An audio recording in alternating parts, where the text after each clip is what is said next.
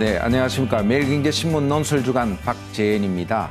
지금 경제 상황이 지난 98년도 외환위기와 탈목골이라는 지적을 한 적이 있는데 정말 그런 상황이 올까 지금 두렵습니다.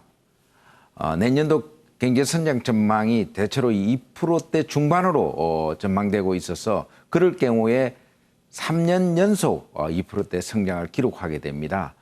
잠재 성장률 2.9%보다 밑돌게 됩니다.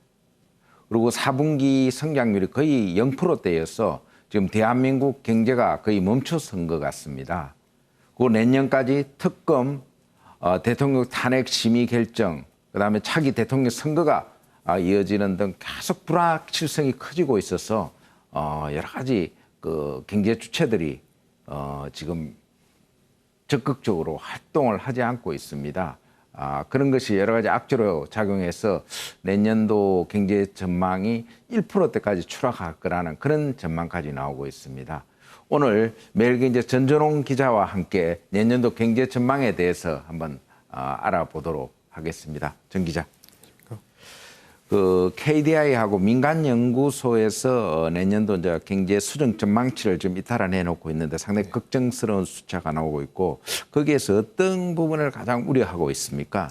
네, 말씀 주신 대로 가장 최근에 경제 성장률 전망치를 수정한 곳은 한국개발연구원 KDI입니다. KDI는 지난 5월에 2.7%라고 밝혔던 성장률 전망치를 최근에 2.4%까지 낮췄고요.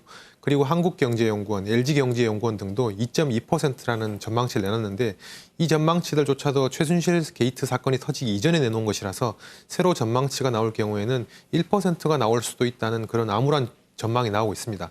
이 연구기관들이 가장 크게 문제 삼는 것은 모두가 짐작하시겠지만 탄핵 정국에 따른 정치 불안입니다. 그리고 미국 금리 인상에 따른 국내 금융시장 경색, 그리고 중국 등 신흥국 시장의 경착륙, 그리고 이와 함께 트럼프 당선 이후 될 보호무역주의 등도 큰 요인으로 지적하고 있습니다. 그러나 이보다 더 큰 요인으로 지적되는 것은 연구기관들이 성장률 전망치를 낮추고 있다는 사실 그 자체입니다. 이런 한국에 대한 부정적 기대가 외국인 투자자나 기관 투자자에게까지 전달될 경우 한국 경제 전체가 더욱더 추락할 수 있기 때문에 활력 회복을 위한 대책이 시급한 것으로 보입니다. 네. 그 OECD 등 외국 기관에서는 한국 경제를 지금 어떻게 보고 있습니까? 그쪽에서 보는 좀 색다른 포인트가 있습니까?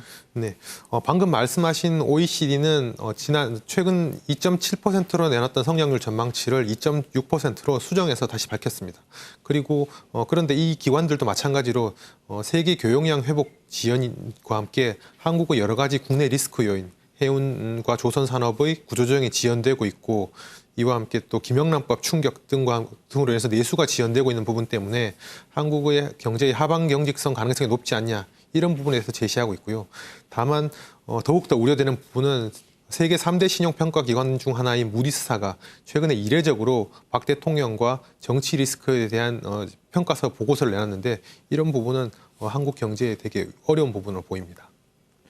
그 무엇보다 또 걱정스러운 게 지금 이제 대기업들이 움직이지 않고 있지 않습니까? 사실은 내년도 사업 계획도 못 하고 인사도 못 하고 투자 계획도 확정을 짓지 못하고 있는 상황이고 얼마 전에 이제 국정조사에서 주요 그룹 총수들이 나오는 날에 우리 한국의 그 대기업들의 재계 경영이 멈춰선 날이라는 그런 이야기도 나올 정도였는데. 또 특검에서도 대기업을 상당히 벼르고 있어서 결국 이런 대기업들의 유축되는 경영이 결국 우리 경제에 상당히 악영향으로 영향을 미칠 것 같습니다. 그래서 어떻게 생각하십니까? 방금 말씀 주신 대로 기업들이 연말에 해야 될 일 중 하나가 이제 인사와 내년도 업무 계획을 세우고 거기에 따라서 투자를 집행해야지 내년에 이제 경제에 돈이 돌게 되는데요. 지금 당장 삼성, 롯데, 한화 등 주요 대기업들이 연말까지 임원 인사가 없을 것이라는 입장을 밝히고 있어서 더욱더 이제 지금 임원 인사가 일단 지연될 것 같고요. 임원 인사가 지연되면 당연히 그에 따라서 업무 계획 수립도 지연될 것 같습니다.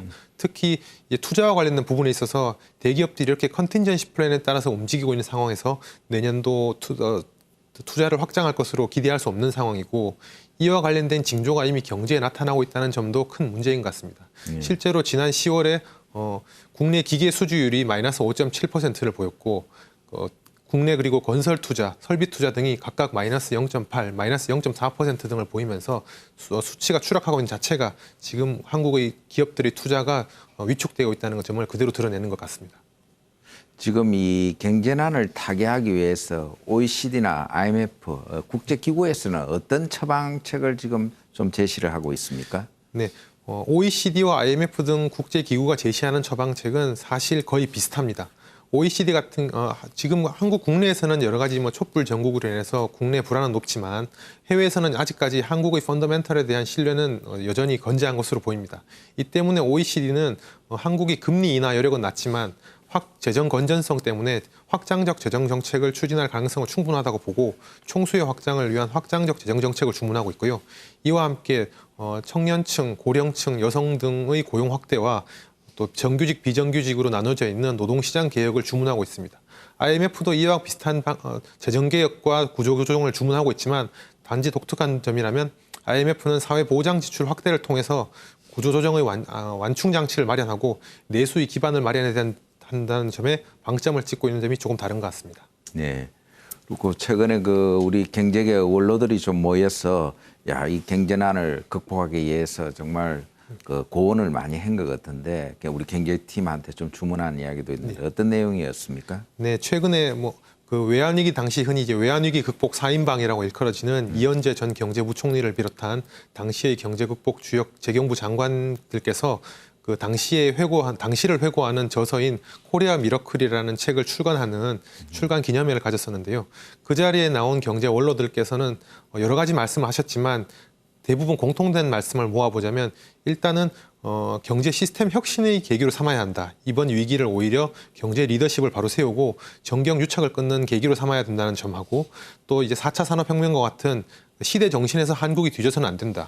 그리고 무엇보다 기업 구조조정을 빨리 서둘러야 된다는 지적들을 하셨고요. 그리고 후배인 경제 관료들에 대해서도 이런 시기일수록 부안해동하지 말고 중심을 잡고 자기 할 일을 해라. 한미 FTA 재협상과 같은 거대한 파고가 밀려온다고는 하지만 여러 가지 사안별 시나리오를 세우고 충실하게 준비한다면 문제없이 극복하고 국익을 세울 수 있다는 그런 말씀들을 하셨습니다. 네, 오늘 좋은 말씀 감사합니다. 최근에 현대경제연구원에서 아주 재미있는 분석을 했습니다. 87년 이후에 대선이 있는 그 해의 성장률을 전해와 비교를 해보니까 한 0.5%포인트 떨어진 것으로 나타났습니다. 그래서 이 정치의 불확실성이 경제는 상당히 악재라는 그런 겁니다. 그리고 그런 것이 내년에 결국 대선이 있기 때문에 지금 우리 경제가 한 2%대면 한 1%대로 추락할 그런 위험이 분명히 있을 것 같습니다. 그래서 결국은 정치 안정이 없이는 경제 안정이 될 수 없다는 이야기가 아닌가 싶습니다. 박재현의 경제요트였습니다.